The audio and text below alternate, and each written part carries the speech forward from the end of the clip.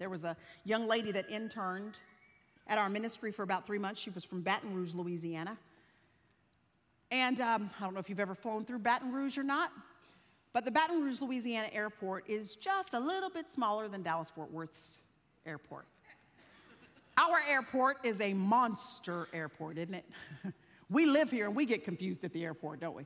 5 terminals, A, B, C, D, E. You got to know which terminal you're going to even be in the right vicinity. And then in each terminal, there's going to be 30 to 36 gates. And then if that weren't confusing enough, some of those gates have a Part A and a Part B. So you might be going to Terminal A, Gate 36B. So Katie was going to be flying with us in and out of DFW while she was interning. She hadn't traveled a lot as it was, but when she did, it was out of Baton Rouge. So it was just going to be an experience for her. Our very first trip, we pulled into Terminal D over here at Dallas-Fort Worth Airport.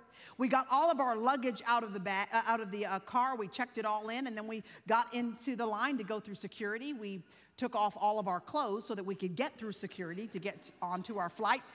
My family and I were in one line. Katie was in the other line. Her line, for some reason, had a lot of hiccups, just a lot of stuff going wrong on that line. My family and I were all the way through security, by the time she even was getting close to the x-ray machine. And so we stood there, and we kind of waited for her on the other side of security for just a little while, and that line wasn't moving. Jerry, my husband, sent her a text and said, hey, we're going to go ahead and go to the gate, get the boys settled. The gate is 22A. It's literally right when you walk through security. We could see it right there to the left. So we will meet you at gate 22A. Well, we could see she got the text. She waved back at us on the other side of security. We took the kids, got everybody settled, waited for Katie. They started boarding the flight. I decided I should go ahead and get everybody on. Let's get everybody settled. We put our bags in the overhead compartment, got the boys all hooked in to their seats. We were ready to go. People were boarding the flight, but there was still no Katie.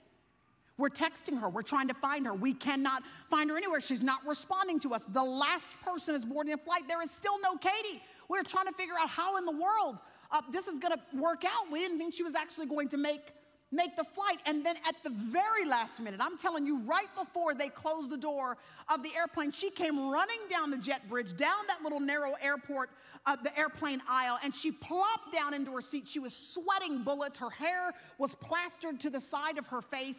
She plopped down in that seat and she buckled herself up and got herself up, straightened out, just in time to look up and see all 5 of us looking back at her like this.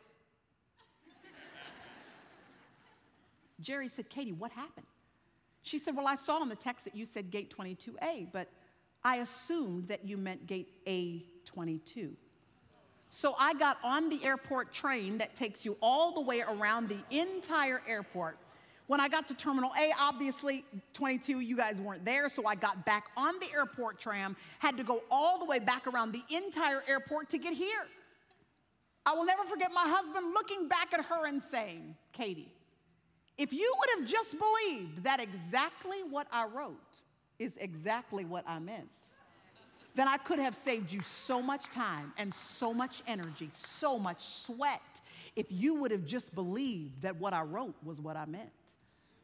I wonder how many sleepless nights and how much frustration and how much extra effort and how much could be saved in our lives if we would just believe that what he wrote is what he meant.